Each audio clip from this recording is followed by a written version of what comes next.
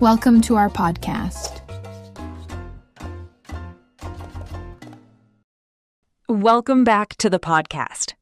Today we're talking about something that almost every English learner struggles with: vocabulary. More specifically, why do so many people spend years learning new words, yet still struggle to use them naturally? And more importantly, what's the most effective way to actually build a vocabulary that stays with you?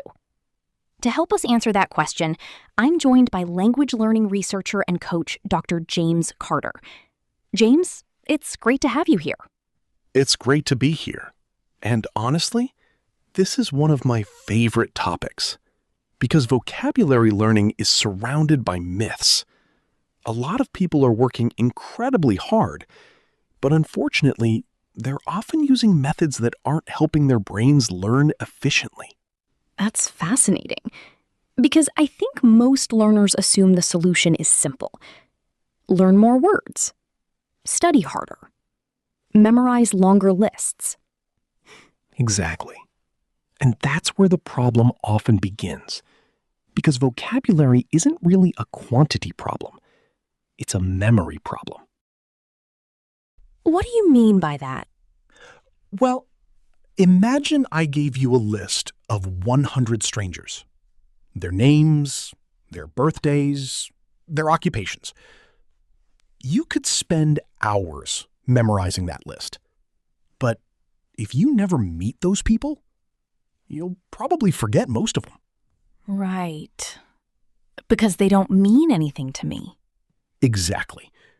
Now, think about your closest friends. You didn't memorize them. You experienced them. You interacted with them. You built connections. Words work surprisingly similarly. That's a really interesting comparison. So you're saying words aren't remembered because we study them, they're remembered because we connect with them? That's a huge part of it. The brain is constantly asking one question: is this information worth keeping? And if a word never gets used, the brain often decides no. Let's talk about something practical. What's one discovery from learning science that most people don't know about, but should? Without question, retrieval practice. What is that? Most learners believe learning happens when information goes into the brain. Research suggests something very different. A large part of learning actually happens when information comes out of the brain. Interesting. Can you explain that? Of course. Let's imagine you learn the word achievement. Many learners will read it 10 times, maybe 20, maybe 50. But here's the problem. Reading creates familiarity, not necessarily memory. So seeing something repeatedly doesn't guarantee learning. Exactly. Instead, close the book, wait a few minutes, then ask yourself, what was that word I learned earlier? That effort, that struggle to remember, is where powerful learning happens. That's interesting because most people hate struggling. They think struggling means they're failing. Actually, in learning science, a certain amount of struggle is often a good sign. Really? Absolutely. Researchers sometimes call this a desirable difficulty. If something feels too easy, your brain often doesn't need to change. If remembering a word requires a little effort, the brain pays more attention, and stronger memory traces begin to form. So forgetting isn't necessarily the enemy. Exactly. In fact, many successful learners misunderstand forgetting completely. They think, I forgot the word. I failed. But often, the act of recovering a forgotten word strengthens memory more than seeing it 10 more times. Let's imagine someone wants results as quickly as possible. What does your personal vocabulary routine look like? It's surprisingly simple. I follow what I call the 3-step rule. Okay, I'm listening. Step 1. Encounter the word naturally. A book, a podcast, a conversation, a video. Somewhere meaningful. Okay. Step 2. Create a personal connection. Use the word in a sentence about your own life. Not somebody else's life. Your life. Why does that matter? Because personal relevance is one of the strongest memory signals we know. The brain remembers things that feel important to you. That makes perfect sense.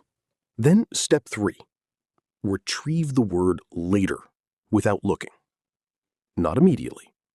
Later. A few hours later. The next day. 3 days later.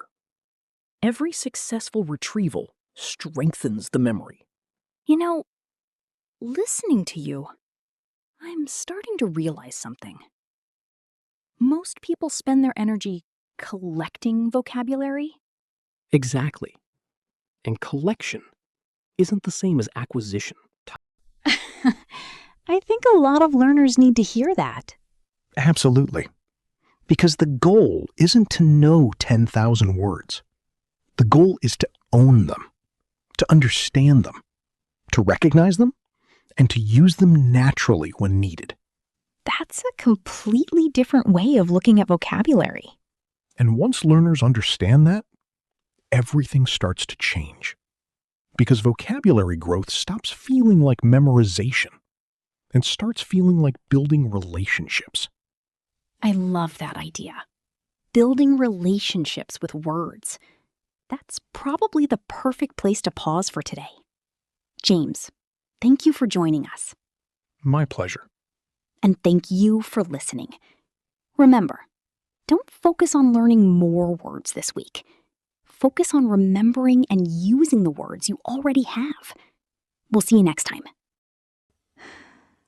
One thing I've noticed over the years is that understanding a concept and applying it successfully are often two very different things. In the first part of today's conversation, we explored the science behind vocabulary learning. We talked about memory, retrieval, context, and some of the common mistakes that cause learners to forget words much faster than they expect. But a question still remains. What does all of this actually look like in practice? Because it's one thing to understand the research. It's another thing to build habits that work in real life. So for the next part of today's episode, I wanted to bring in someone with a different perspective. Not a researcher, not a linguist, just someone who has spent years learning English and experimenting with different approaches to vocabulary. Someone who has experienced the frustration of forgetting words, made plenty of mistakes, and eventually found a system that worked. Michael Lee joins us now. Michael, thanks for being here. Thank you for having me. I've been listening to the conversation so far, and a lot of it resonated with me, especially the idea that learning more words doesn't necessarily mean remembering more words. That's probably something many listeners can relate to. I know I can. Let's start at the beginning. When you first became serious about learning English, what was your approach to vocabulary? Honestly, my approach was very traditional. Whenever I encountered a new word, I wrote it down, I looked up the definition, sometimes I added the translation, and then I moved on to the next word. Which sounds reasonable. In fact, that's probably what many learners are still doing today. Exactly. And to be fair, it wasn't completely ineffective. The problem was that I confused familiarity with mastery. I thought that because a word looked familiar, I had learned it. But later, when I needed that word in a conversation, it often wasn't there. That's an interesting distinction. A word can feel familiar without actually being available when you need it. Exactly. And it took me a surprisingly long time to realize that. Was there a specific moment when that realization finally clicked? A moment when you started questioning the way you were studying vocabulary? Yes, actually. And it happened during something very ordinary. I was listening to a podcast on my way home from work, and I noticed that I understood certain words immediately. Not because I had memorized them recently, but because I had encountered them again and again in meaningful situations. That was the moment I started wondering whether repetition alone was enough, or whether context was doing most of the work. So, what was the biggest change you made? I stopped trying to learn as many words as possible. Instead, I focused on using the words I had already learned. Whenever I encountered a useful word, I would try to use it in a sentence related to my own life. Then I'd look for it again in books, podcasts, or conversations. Over time, those words became much easier to remember. So, the goal wasn't collecting vocabulary, it was building familiarity through repeated use. Exactly. And once I understood that, vocabulary learning became much less stressful. I stopped worrying about how many words I was learning each day and started focusing on how many words I could actually use. That's a simple idea, but I think it's one that many learners need to hear. I agree. Most people don't need more vocabulary.